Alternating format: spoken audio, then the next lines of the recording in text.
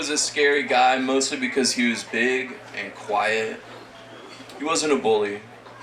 Bullies travel in packs like jackals or garbage, and David was by himself almost always. He would have been their king if he'd so desired. Instead, he just made people uncomfortable by being real and in proximity. I made him laugh in class one time.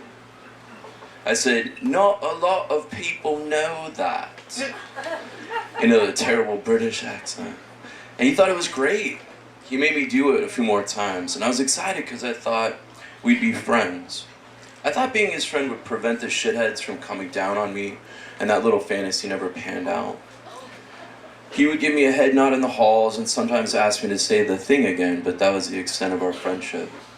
We would have looked like a cartoon anyway. He was 6'5" and 250 pounds. I was 4'11" and 93. And being my size meant the bullies will target you, and they did. If David was around, he did nothing to stop it. Not that I expected him to, but it would have been nice.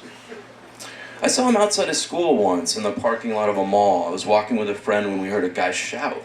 And we turned to look, and there was David. He was like 200 feet away, but it was unmistakable. And for 1 second, I imagined he'd called out to me, that maybe we would be friends after all. But then another man appeared. He's an older man. He was big, but not as big as David. He yelled something, and David turned around, and the other man hit him in the face. And David didn't move. I thought for a moment that he was getting mugged. And then a woman ran up screaming, and the older man turned to her, and David yelled the only word that I understood. He said, "Dad." His father then punched his mother directly in the mouth. And my stomach turned, and I thought I was going to throw up. I had never seen a grown man punch a woman like that before. And David tried to grab his father, but his father pushed him down. I couldn't see him now. He was between two cars, and I couldn't tell if he was holding his father's leg or if his dad was kicking him. And I was praying for the former. And all at once, 2 cop cars pulled up, and it was over. And we walked to our car, making sure David did not see us. And I'm not sure he would have, even if he looked right at us. He was back at school on Monday, and I wanted to ask him about what had happened, but I knew that I couldn't. And at the end of the day in photography class, he asked me to say that thing. And I did, and he laughed. And I almost cried when he laughed. It took everything to hold it together. If I cried, that would have been the end of me. He didn't ask me to say much more over the next couple of months. He didn't do anything, really. He shuffled to and from classes, never with any books. He never took notes or participated or really was there.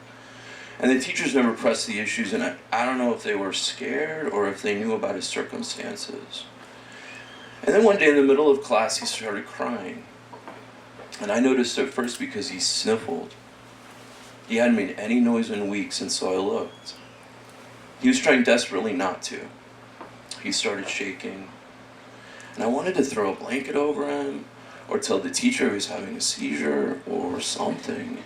And he looked at me, looking at him, and I just mouthed the word. I said, "Go." I wanted him to just get up and leave. No one would have stopped him. He couldn't hold it. He didn't start wailing or anything. It was just a sharp intake of breath he could not control. And it was that small betrayal of emotion made physical, just that sudden need for air when he was trying to lock everything down, that tiny noise from a large body that desperately needed oxygen. And that's what alerted the jackals. And the closest one turned around, the arms of his Letterman jacket creaking as he did. Everything was in slow motion. He said, "Are you fucking crying? You fucking pussy!"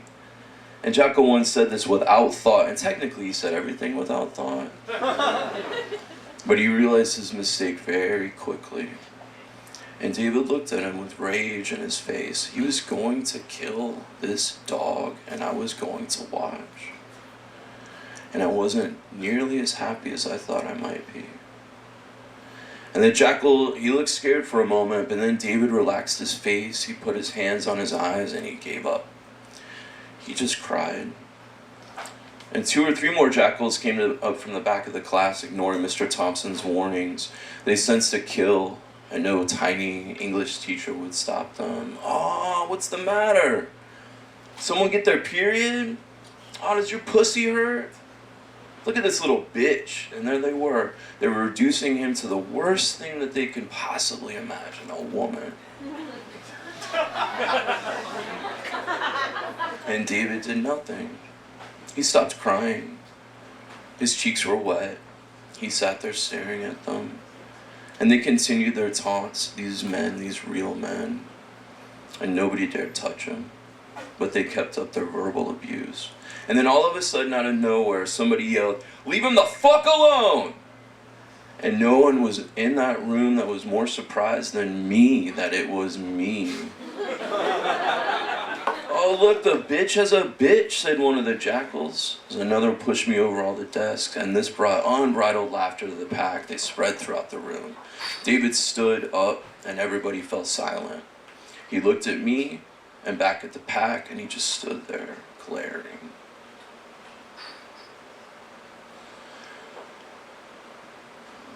Two security guards came in. They pushed David into the wall.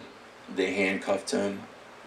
He made no attempt to stop any of it. They pushed him through the door, and they looked back at me for 1 second with no emotion at all. And it was the last time I ever saw him. And for the rest of the years, the jackal would talk about what a bitch David was and how they fought him, and they won. And the fight got better every time they told it. And regular people started referring to him as a pussy because he didn't fight back. I tried to defend him a few times before giving up. If there is one thing I learned, it's that you cannot fight stupidity, especially when it travels in packs. Thank you.